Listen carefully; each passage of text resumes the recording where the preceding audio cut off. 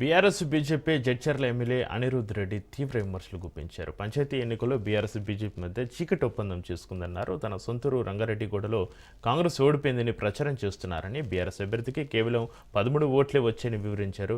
కాంగ్రెస్ సింగిల్గా పోటీ చేసి 50% పంచాయతీలు గెలిచిందన్న అనిరుద్ రెడ్డి ఇప్పటికైనా కాంగ్రెస్ నేతలు ఒక్కతాటిపైకి రావాలన్నారు. 2-3 విడత ఎన్నికల్లో సత్తా చాటాలన్నారు ఎమ్మెల్యే అనిరుద్ రెడ్డి.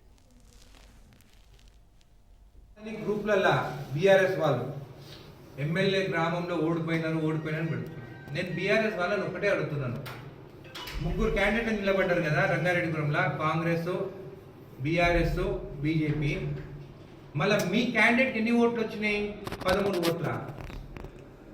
బీఆర్ఎస్ క్యాండిడేట్కి రంగారెడ్డిగూడెంలో 13 ఓట్లే వచ్చినాయా? అంటే మీ ఓట్లు ఎక్కడ పోయినాయి?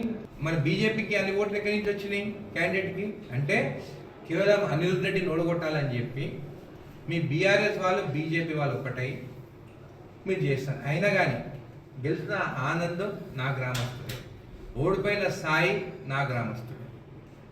మాకు లేని బాధ మీకు బయట మీకేం బాధ ఉంది? నేనేమైనా ఇంటింటికి పోయి నేను ప్రచారం చేసినా? ఎవరైనా గెలవండి, మంచోళ్ళని గెలిపించండి అని చెప్పడం జరిగింది. ఇది సింబల్ లేని, అంటే పార్టీ సింబల్ లేని ఎలక్షన్స్.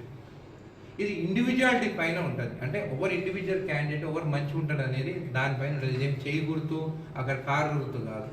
13 ఓట్లు వచ్చిన బీఆర్ఎస్ వాళ్ళు మీరు తలకాయలు ఎక్కడ పెట్టుకుంటారు? మీరా దాని గురించి మాట్లాడేది.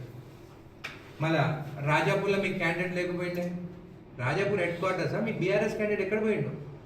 ఎవరు సపోర్ట్ చేస్తారు? అక్కడ నిలబడ్డ క్యాండిడేట్ 2 సార్లు ఓడిపోతే ఆయన సింపతి ఉన్నది. ఆయన సింపతి మీద ఆయన గెలుస్తారని చెప్పి ఆయన పక్కన నిలబడ్డారు. మీ వల్ల ఆయన ఏం గెలవలేదు, ఆయన ఇండివిజువాలిటీతోని రాజాపూర్లో గెలిచింది. అది కూడా మా ఖాతా అని చెప్పి మాట్లాడుకుంటారు.